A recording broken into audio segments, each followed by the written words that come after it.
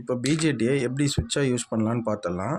Okay, இந்த சர்க்கியூட்டை தான் நான் இங்கே போட்டிருக்கேன். இது ஒரு என்பிஎன் டிரான்சிஸ்டர், சரிங்களா? இந்த என்பிஎன் டிரான்சிஸ்டரில் இது இந்த பாயிண்ட் வந்து கலெக்டர், நடுவில் இருக்கிறது பேஸு, இந்த லாஸ்ட்டில் இருக்கிறது எமிட்டர். இந்த ஆரஞ்சு கலர் ரெசிஸ்டர் வந்து பேஸ் ரெசிஸ்டர், இந்த ஆர்பின்னு போட்டிருக்கிறது. இந்த ப்ளூ கலர் ரெசிஸ்டர் வந்து இந்த ஆர்சி, இது வந்து கலெக்டர் ரெசிஸ்டன்ஸுக்கு போட்டிருக்கேன். இது எல்இடி. அப்புறம் வந்து இந்த நெகட்டிவ் டெர்மினல், இந்த பிளாக் கலர் ஒயரு, அதை வந்து எமிட்டரில் கனெக்ட் பண்ணிட்டேன். இப்போ நான் என்ன பண்ணுறேன்னா இந்த பாசிட்டிவை இங்கே கனெக்ட் பண்ணுறேன். கனெக்ட் பண்ண உடனே எனக்கு வந்து லைட் எரியுது, சரிங்களா?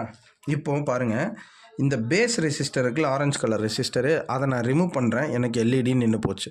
இதுதான் வந்து ஸ்விட்சாக யூஸ் பண்ணுறது. இதை இப்போ டீட்டெயிலாக பார்த்துலாம். என்னென்னா இந்த ரெசிஸ்டருக்கு பாருங்கள், இதை வந்து இந்த பாசிட்டிவ் இருக்குல்ல, இந்த பாசிட்டிவ்லேருந்து நான் இதை கனெக்ட் பண்ணிடுறேன். அவ்வளோதான், வேறு ஒன்றும் இல்லை. இந்த ரெசிஸ்டரை இதை பாருங்கள், இது பாசிட்டிவ். நான் இதை எடுக்கிறேன், எனக்கு நின்றுடுது. ஓகேங்களா? நான் திரும்ப இதில் வோல்டேஜ் கொடுக்குறேன். அதாவது பேஸில் ஒரு சின்ன வோல்டேஜ் கொடுத்து நம்ம சுவிட்சாக அதை யூஸ் பண்ணுறோம். ஓகேங்களா? இதுதான் கான்செப்ட். இப்போ இதோட அப்ளிகேஷன் எங்கன்னு பார்த்தலாம். நம்ம வீட்டில் வாட்டர் டேங்க் இருக்கும். அதை நம்ம வந்து வாட்டர் எப்போ ஃபுல்லாகுதுன்னு நமக்கு தெரியாது.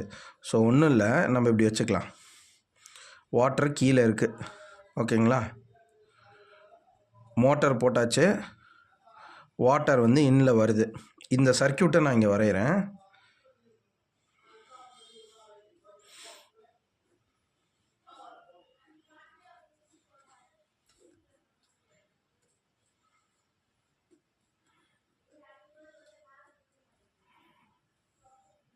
Plus minus.